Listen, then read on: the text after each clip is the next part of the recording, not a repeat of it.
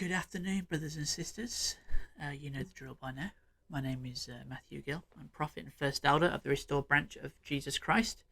And as promised, a little later, but as promised, Joseph Smith Part 3 is here. This is what we're doing today. So,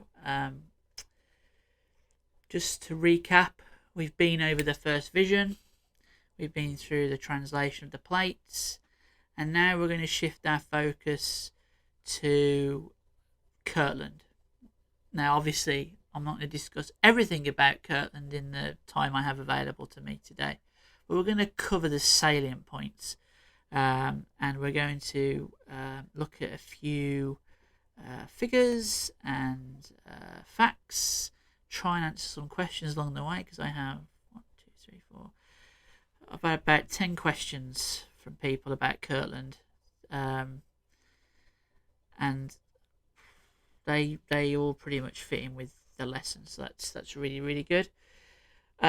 So Joseph Smith at Kirtland, the early church at Kirtland was between February 1831 to roughly January 1838. I have some notes. I am going to be referring to them because I'm not a walking encyclopedia, and I'm going to be referring to those notes, especially when we talk about figures, numbers, facts, things like that. So, basically, the church gravitated to Kirtland because of its early missionary program, and because of the mission to the Lamanites and to people in and around where Joseph Smith lived. Obviously, Ohio is a little further west, but not that much further west.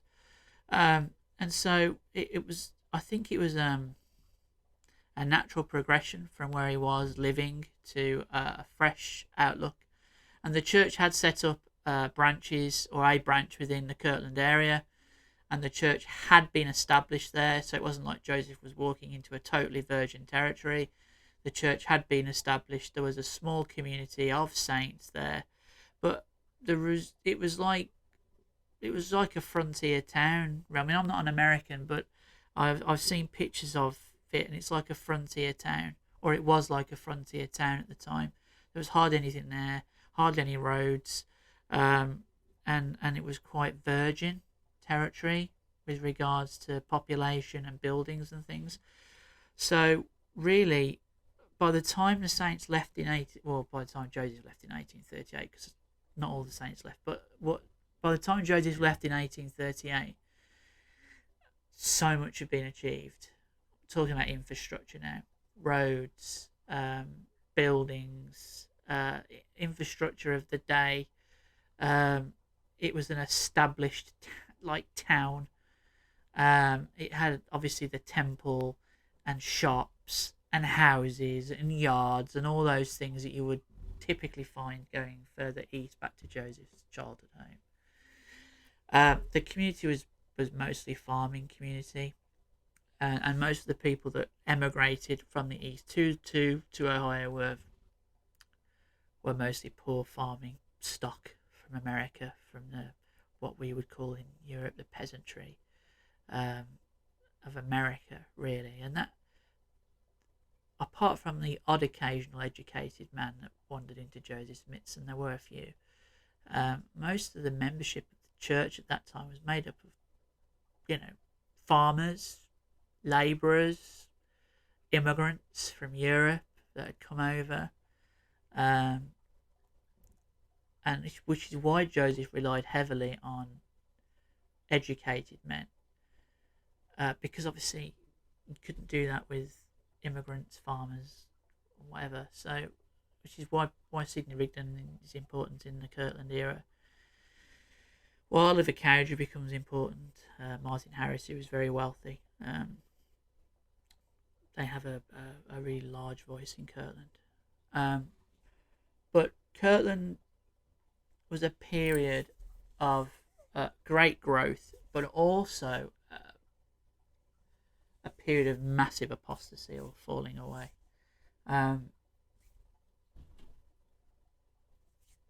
along with the manifestations that came at Kirtland, which were like plentiful, you had the flip side of the economic depression that was around at Kirtland at that time. So, when people talk about spiritual gifts, angels, God, visions, whatever, they don't always go necessarily hand in hand with tangible wealth or gifts. Certainly wasn't the case with regards to the Kirtland period. The membership started very small in Kirtland. Obviously, there was already an established group, but it was very small. So they went from like 100 to say 2,000 within that period. So between what the years 1831 to 1838. They went from say 100 to say 2,000, give or take. So there was like huge periods of growth over that period of time as the church was growing and the church was expanding and the church was feeling its feet and sending missions out further west, obviously to Missouri, where they set up the church in Missouri. At the same time, they set the church up in Kirtland. So that, there were lots of things going on, but the church membership in that period at Kirtland grew to around 2,000, and then pretty much fell off pretty drastically. If you look at some of the big points of that period, and when you talk about the falling away, I mean, virtually everybody that was involved in the translation of the Book of Mormon fell away. Oliver Cowdery, Martin Harris, Whitmer's, so like the founding members of the church, by the time Joseph left, had all gone. It was finished.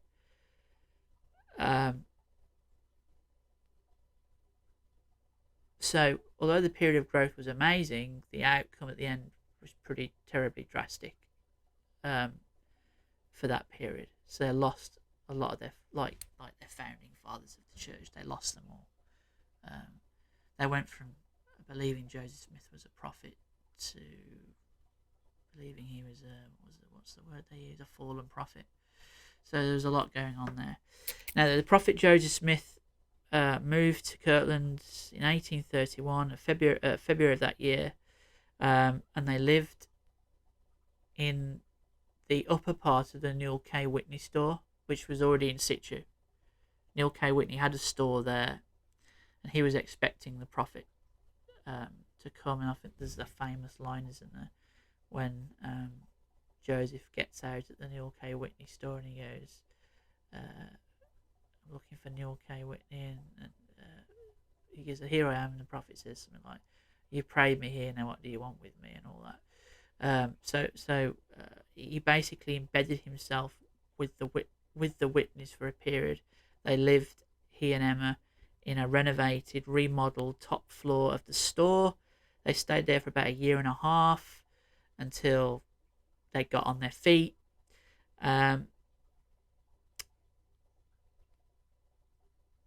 If you look at the Kirtland period, comparing it to all the other periods of church history, it was the most prolific. It was the most spiritual. It was where all the work was done, all the foundation for the church was laid at Kirtland. And between 1832 and 1834, the prophet Joseph Smith received over 20 significant revelations in that period of time.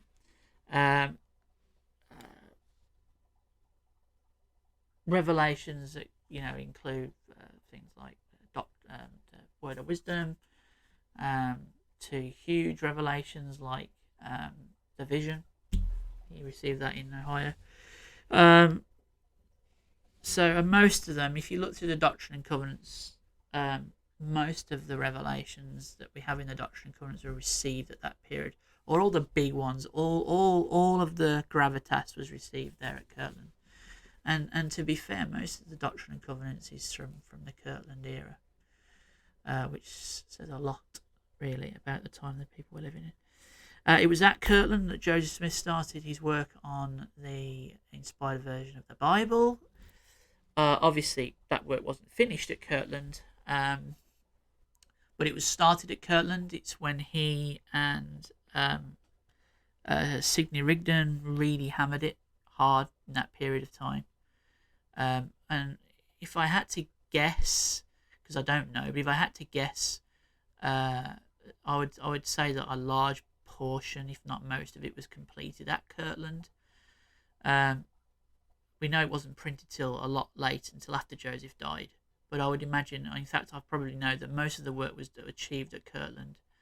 And Emma kept the manuscript safe all the way through the Missouri era, all the way through the Nauvoo era, all the way through the fallout and the succession crisis and all that. And then gave it to Joseph Smith III, and it was printed through Joseph Smith III and the reorganisation. So as I said, that work was started there. The John Johnson home, of course, in Ohio, well, I've just said they received the vision about the kingdoms, celestial, terrestrial, and telestial. That's the basic foundations of Mormonism are based in that revelation. If you don't have the Doctrine and Covenants, you don't understand the plan. You don't understand the idea of restorationism. I really should stop using the word Mormonism because it gets conflated with the LDS Church. But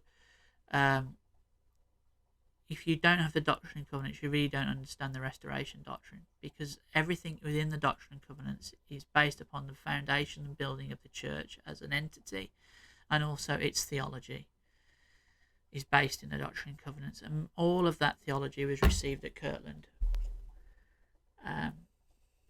99% of that was received at Kirtland, very little afterwards. And if you look at the revelations received after Kirtland, they're very few and far between.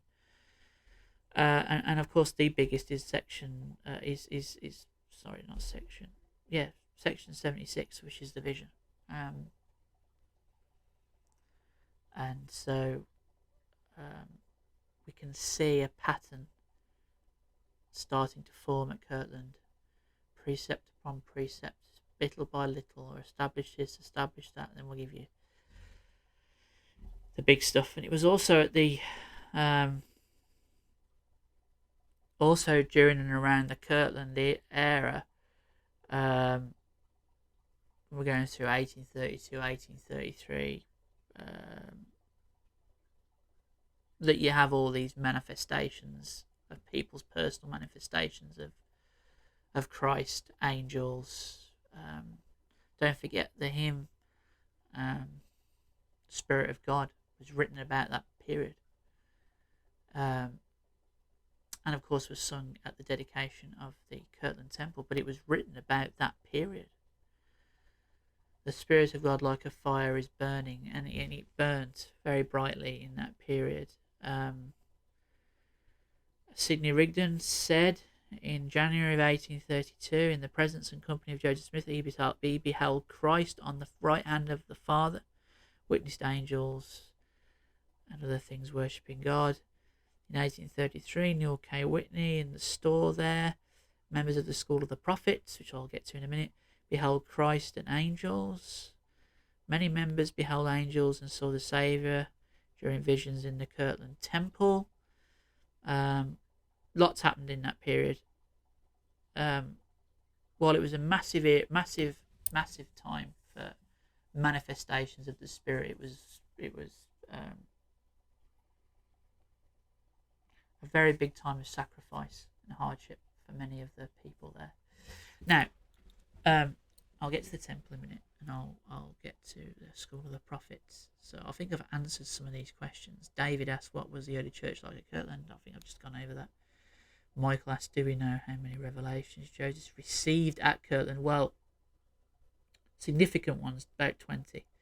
There were obviously more than that. As I've said, the biggest block of revelations received in the Doctrine and Covenants comes from the Kirtland era. If you want to go through the Doctrine Covenants and just look at your dates in the underneath the title, where they received and what date, you can pretty much figure that out yourself. What are some of the important revelations received? I've just been over those. Doctrine, word of wisdom, the vision. There was obviously the manifestations in the temple. Someone asked the question, Spencer, did polygamy issue first to raise its head again? Yes, I haven't gone over that yet, but yes, polygamy. Polygamy was always an issue, even before Kirtland, but it became an issue at Kirtland, and then obviously snowballed into a cascade of problems that Joseph Smith, in my opinion, wasn't adept at handling very well. And what else do we have here? So let's have a look. Richard, was the church at Kirtland the zenith? In my opinion, I would say yes. I know the LDS would argue against that because of their temple endowment and things of that nature, which really came out of Nauvoo. They would say Nauvoo was a zenith for city building, but if you look at the content, if you look at the spiritual content, Kirtland was definitely the spiritual zenith. And I would probably even just say temporal zenith because of the things they achieved with the resources they had. I mean, the Nauvoo church and the Kirtland church are like poles apart, like polar opposites to each other. So I would say, Richard, that the church at Kirtland was a zenith. Yes. Karen, when was the Kirtland Temple built? We're going to get to that in a minute. Kathy, do we know what happened? Okay, another temple question. Jasmine asked what was the reason for leaving Kirtland. We'll get to that. Okay, so the rest are all about what happened after the temple. Okay, so what else do we have? What else do we have happening? Just that big period. There was that period, between 1832 and 1836. There's huge manifestations. Kids would see that they've seen angels on buildings and fires and people say they saw Christ, and it was just a huge like Pentecost thing that was happening in the church at that time. What was this one here? In one 15-week period, saints reported that during 10-15 different meetings, men of the priesthood beheld heavenly beings. During 8 of these meetings, many saw angels, and during 5, the Saviour appeared. So, you're getting the picture of what's happening in that period. And then, of course, we come to the temple. We come to the building of the temple. So the temple wasn't built overnight. It took a while to be constructed. And then during that period, of course, we had because the saints were tithing everything that they had, which for some of them was not very much. We had serious problems of poverty, unemployment. Over that 3-year period between 1833 and 1836, members had pooled all their resources and the money to get the temple built. When I say resources, I literally mean like property, belongings. I mean the outside of the Kirtland Temple, which if you catch it at the right light sometimes shines pink, is because of all the broken crockery that went into the mix. Because it's like stucco on the Kirtland Temple. It's like a brick underneath and like a plaster on the outside, and people's china, kitchenware went into that mix. There was a large amount of money flowing into Joseph's possession at that period to get the temple built. There were periods where they ran out of money, periods where money dried up, periods where money would come in. They had to go to people for loans, all kinds of stuff. So the building of the temple wasn't just as straightforward as it is today for temple builders. Not that we build, not that the restoration movement as a whole builds many temples. Apart from the LDS Church, I don't think anybody else is really building any temples. So they get the temple built in that period of time, and then they dedicate the temple, and then of course you have the manifestations in the temple, and Karen asked, when was the temple built? Within that period, that 3-year period, 33, 36. And why? Well, because the Lord asked them to build a temple, because that's what the Lord said to Joseph: build me a house. And Joseph built him a house. Do we know what happened in the Kirtland Temple? Yes, we know exactly what happened in the Kirtland Temple. We have to remember the Kirtland Temple is the only temple finished in the lifetime of Joseph. It's the only temple that was worshipped in the lifetime of Joseph. Nauvoo wasn't completed anywhere near completion when Joseph died. Stages of it had been completed, but it was nowhere near complete. And the finished product wasn't what Joseph had in mind anyway. If you look at the original blueprints of the Nauvoo Temple, the finished product is nowhere near what Joseph envisaged. And there are reasons for that. But it was really never completed anyway, Kirtland. Nauvoo. Nauvoo was never really completed. Not to the extent that Kirtland was. I mean, Kirtland was a finished, completed building that they used.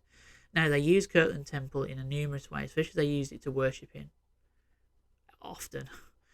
They would have special council meetings in there. They would have, eventually, the School of the Prophets took place in there, which I'll get to in a minute. And we know Joseph had a private office upstairs, and there were a few other rooms. And in those rooms, we know that washings and anointings were done. We know that because Joseph writes about it in his private journals, which I've shown you on previous videos. Joseph writes about doing them in the journals. So we know they took place. We know that washing of feet took place. We know that anointing of heads took place.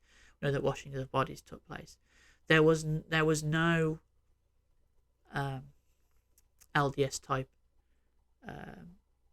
temple endowment done at Kirtland, which wasn't even thought of at Kirtland. So we know exactly what was done there. It's very well documented. You can go to Kirtland today and look around it, and it's pretty much how it was back in the day. I don't think they've done much work to the temple since. I mean, they've obviously kept it up and kept the paint white and whatever, but the actual construction site's pretty much exactly how Joseph left it. And they still hold meetings in the Kirtland Temple today, so it's still used. It's not used as temples are used in the LDS Church, but it is used as a what it was originally intended for, a house of the Lord. So, Kathy, yes, we do know what happened in the Kirtland Temple, and there is no guessing. We know exactly what happened in there. And I would encourage you, if you're able, to go to Kirtland and have a look at the temple today. You can walk around it, you can walk around the grounds, you can go inside on tour dates and stuff. So I've never been.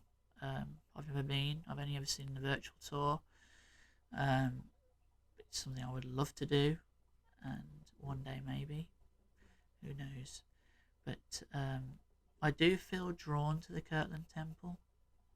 Of all the old historical sites within the early church, that's the one place I feel drawn to be there, to be in that building. So maybe one day, who knows. So to help with the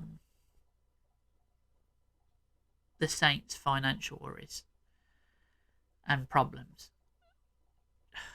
the elders of the church, and when it says elders of the church. It really means Joseph and others decided to found what was called the Kirtland Safety Society. Lots of these little, I call them like banks, but they're not really banks, are they? They're more like English building societies. Were set up around that time in the Midwest in America. There were lots of them, and they issued their own currency, their own notes. You know, when people look at America today, you know, it all has the same currency. Everything's homogenized, but it wasn't like that back then. You know, you went to, say, Kirtland, and you could go to a bank and receive their notes, and it would be different to somewhere in New York. The problem with the Kirtland Safety Society or Anti-Banking Society was the fact that it wasn't very well managed. Joseph didn't have a clue what he was doing. Joseph, I mean, look, let's get this straight, and I'm a very big fan of Joseph Smith, was not a businessman by any stretch of the imagination. And he surrounded himself with people who he thought were, but really weren't. And I mean, like Warren Parrish. I mean, I don't want to speak disparagingly of the Parrish family, but they hadn't a clue what they were doing. And they took liberties because Joseph wasn't always there. They took money out, didn't put it back. They took promissory notes, didn't pay them back. So before long, you have this banking society thing, or this like building society. It was more like an English building society than a bank. It had no money in it. Everyone's money wasn't there. It was floating around other places. They'd issue these promissory notes that were worthless. And so by the panic of 1837 back in the East in New York, you know, because we always have these what do you call them,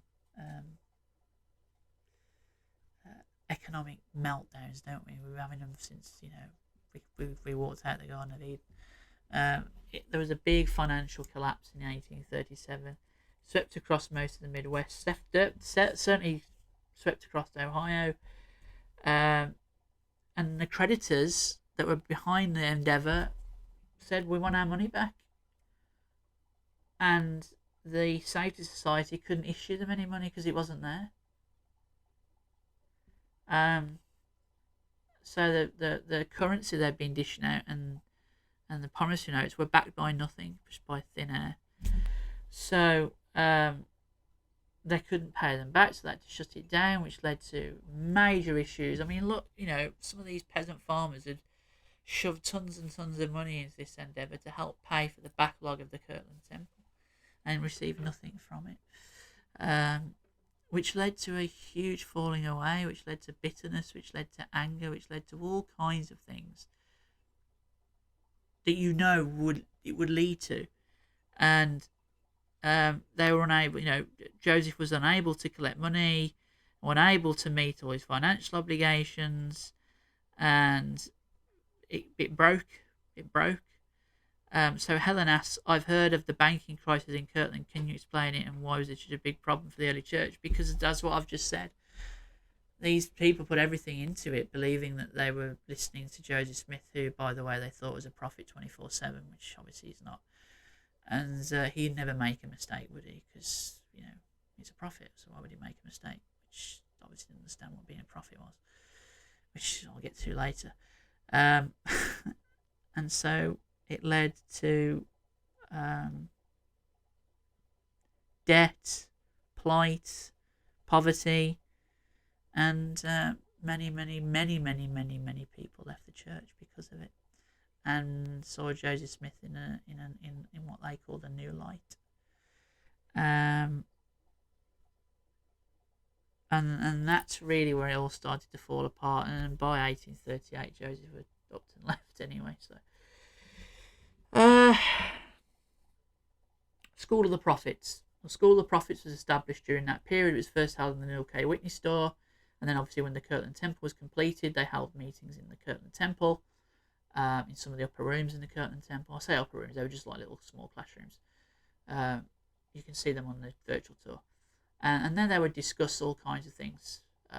They would, if you look at the Doctrine Covenants, they would discuss lessons on theology, which is why the lectures on faith need to be in the Doctrine and Covenants, because that's another thing that came out of Kirtland was the Doctrine and Covenants. The Kirtland era, 1835, was when the Doctrine and Covenants came out, and it had in the original Doctrine and Covenants section on marriage and also the lectures on faith. And it's important those lectures are there because those were the basis of the classes for the School of the Prophets. If you read the lectures on faith, they're portrayed and put in a lesson light. You'll be able to teach from them, and there are questions and answers at the back. So the School of the Prophets would talk about theology, they would talk about government, they would talk about the Constitution, history of America, where they thought America was heading, where they thought the church was going to go. There was lots of things going on in the School of the Prophets, and there were many members in and out of the School of the Prophets. Obviously, because missions were going on to Missouri, people were coming and going. But it was established for the education of the hierarchy of the priesthood. That's pretty much what happened. So, you'd be called as an elder and you go to one of these classes and you learn about the theology of the church and you talk about God and Christ and, all those type of things, and they would learn. I think it's a fantastic idea. Something that I think many organisations within the Restoration should really think about doing, because, it's obvious that not many of our young priesthood holders know what's from one end to the other. So, anyway, that's what happened in the School of the Prophets. That took place in the Kirtland Temple after it had been completed, beforehand in an OK Witness store. As I said, the Doctrine and Covenants in 1835 was first published in Kirtland. See, everything's happening in Kirtland. And that was given by sustaining vote of the whole church. In fact, it's the only Doctrine and Covenants to be sustained by the church in General Assembly. Period. Which is another issue I take exception with when we talk about lots of editions of the Doctrine and Covenants. But anyway, mobbings took place in Kirtland. Joseph Smith's and Sidney Rigdon's terrible mobbing took place. The mobbing everyone talks about. Joseph's lip was smashed with a vial of poison, and Sidney Rigdon was given, he was beaten up pretty badly, and brain injuries, tarred and feathered, left out in the cold. I think Sidney Rigdon was dragged from his bed and damaged his head, and it was freezing cold anyway on the ground, and they weren't exactly gentle with them. Tarred and feathered them. There's just so much going on at Kirtland. What else do we get? Esther asks a question. What is the Zion's Camp expedition? Why did it fail? Okay, well, the Zion's Camp expedition, again, took place in the Kirtland era. It was gotten up by the Lord to basically go to the aid of families in Missouri who were being mobbed, driven from their homes. The idea was to get up such a large force, go to Missouri and basically teach them a lesson. My figures are that the Lord said that 500 men should go to help the Missouri Saints and take money and land there to help the bereft and starving saints in Missouri. My research says that only 100 men answered that call in Kirtland. Whether it was 100 or 200, it's immaterial really. They didn't get up the 500 that the Lord wanted at first, which is another issue. On the way, they collected probably about another 100 men. It was a 2,000-mile journey, mostly by horse and foot. Some who could afford horses, others who couldn't walk. I wouldn't want to imagine what that was like. Food was hard to come by, scarce. It was on the Zion's Camp expedition that they found Zelph's mound. Joseph talks to the gathered priesthood about wandering over the plains of the plains of the Nephites. They come across a mound and they dig up this mound and they find what Joseph Smith calls a white Lamanite.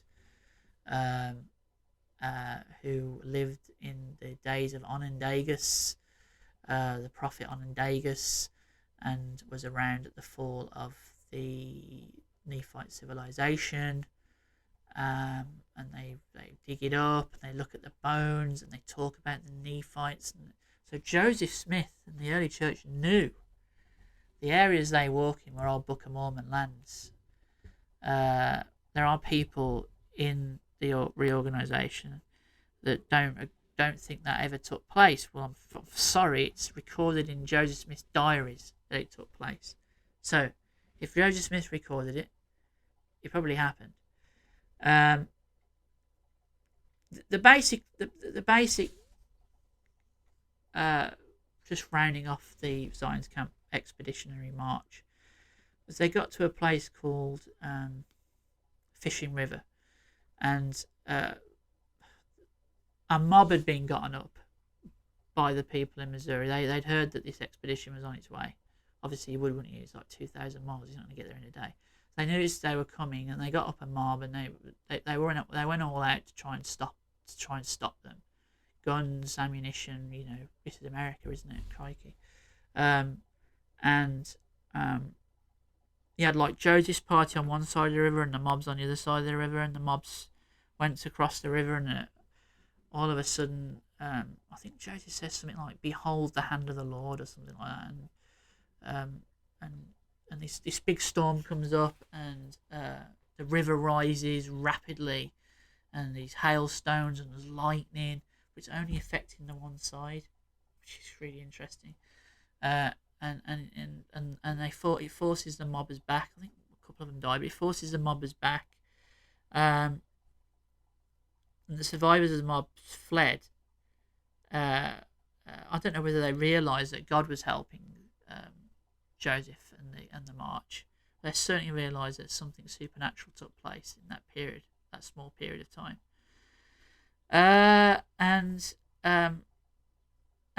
Rounding it up, but basically as a consequence of the failure of Zion's camp, basically the Lord put off the organisation of Zion. Because really Zion's camp was there to go and help the bereft saints, but also to establish the cause of Zion with that force. And the Lord, because their faith wasn't strong enough to make that happen, the Lord put the founding of Zion off, and you probably could argue it hasn't really ever been done. I know there are people who would disagree with that. I think the land is certainly blessed there. I know people that live in the centre place. I know the land is blessed there. It has been blessed by the prophet. Zion certainly hasn't been established, and we're 1,000,000 miles away from establishing it right now. You can't establish Zion with a fractured, broken community, which is what we have. And Zion's camp was just a small, a microcosm of that small, broken representation. It was a lack of faith, lack of understanding, and it's pretty much what we suffer from today, really. So, I don't know what other questions I've got here, so let's just have a look. I think I might have another one. Nope, I think I've answered all those questions. The one thing I wanted to really talk about in regards to Joseph Smith in this period is that people's understanding of Joseph Smith changed a lot in this period. So before Kirtland, he was like, to people like Martin Harris, Oliver Cowdery, the Whitmers, he was like this prophet Moses type figure. And when they suddenly started to live, I mean, although Joseph did live with the Whitmers, you know, they're not living. It was a Joseph. They saw a Joseph who would work, who would farm, who would toil, who would play, who would laugh, who would wrestle, who would. What does Truman G. Madsen say? Use colourful language of the day. What's that? The euphemism for swearing, I suppose. They many people had this idea that Joseph Smith was a prophet, and they had this Old Testament idea of what a prophet was.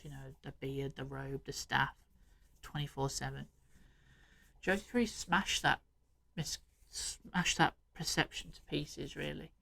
And you either learn to live with that new perception of what a modern prophet is, or you lost your way.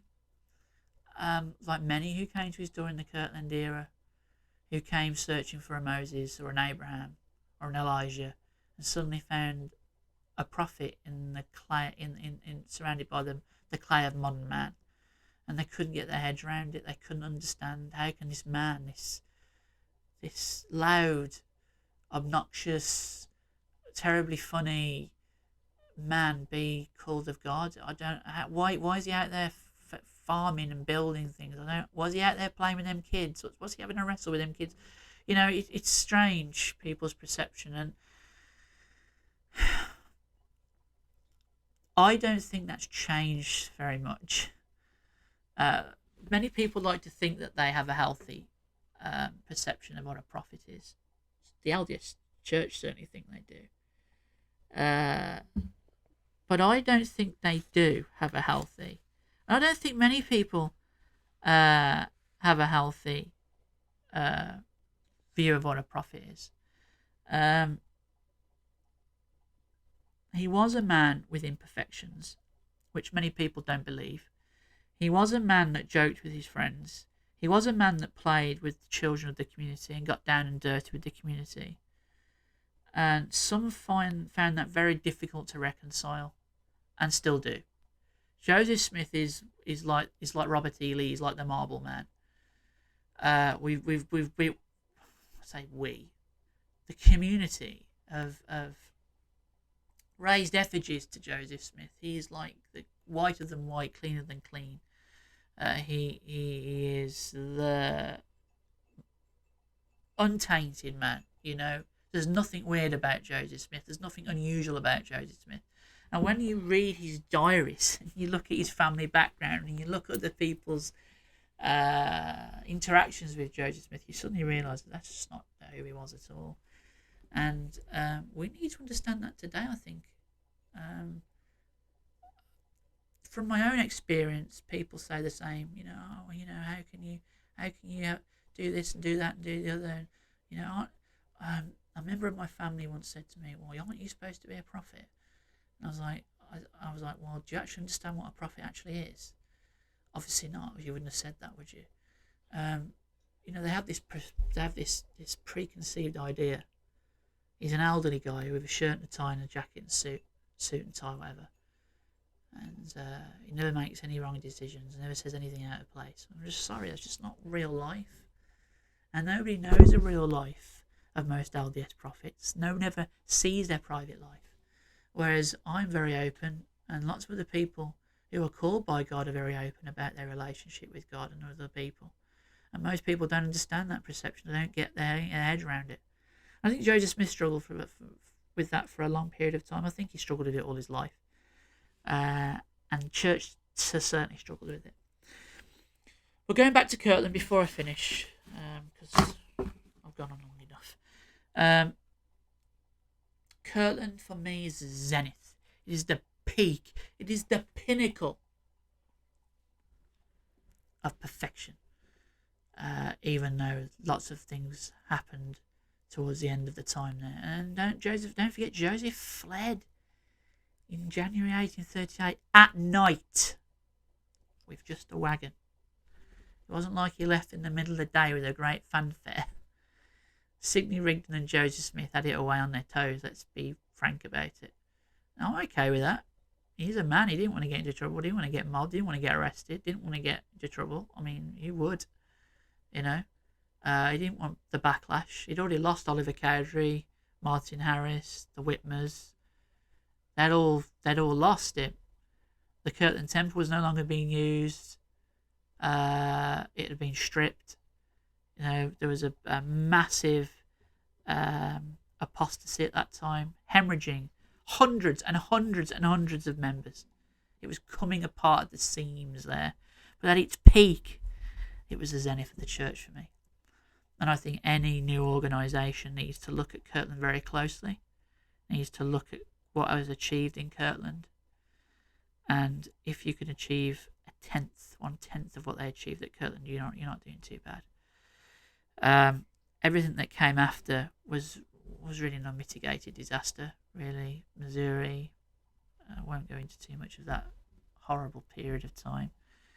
And then in part 4, we're going to talk about Nauvoo and Joseph's ultimate demise. But everything from Kirtland for me was downhill. Revelations died off. Joseph's character changed. Joseph's attitude changed. The church changed. And then, of course, with the problems of polygamy on top of that, and disobedience within the ranks, I just think by the end Joseph had enough and was quite happy to go to Carthage like a lamb to the slaughter, which we'll talk about in part 4. Anyway, I hope you've enjoyed our Kirtland era video.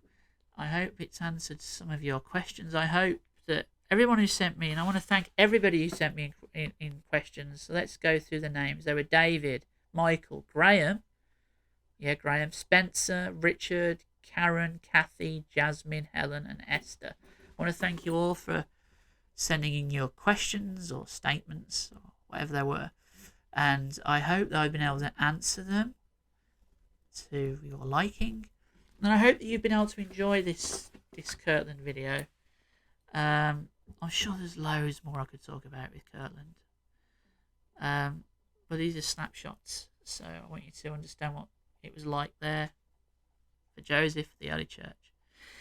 So, brothers and sisters, in the coming days, we have a remembrance service on Sunday, where Elder Gill will be delivering a remembrance service sermon, because it's Remembrance Sunday here in the UK, where we remember the armistice in World War I, and of course those who have fallen in conflicts for the Empire and for the Commonwealth over the years. And then I know Phil was going to be recording some lessons in the coming days that we're going to try and get up. And between now and Christmas, there's only going to be a few more videos because the Christmas period is like hectic. So that's what's coming up. Joseph Smith Part 4, which will end the Joseph Smith arc with his death at Carthage and the demise of the church, and or the fracturing of the church, and then we've got Elder Phil doing some lessons. Don't know what they're on yet. He's choosing the material. And then we have a few more Sunday services to go before Christmas, and then we have our Christmas break. So look out for those videos. Remember to like and subscribe. Keep those subscriptions coming, keep those likes coming, and keep sharing. And I wish you all well. Hope you are safe. Look after yourselves, love one another, be there for one another, and I'll see you again soon. Bye-bye.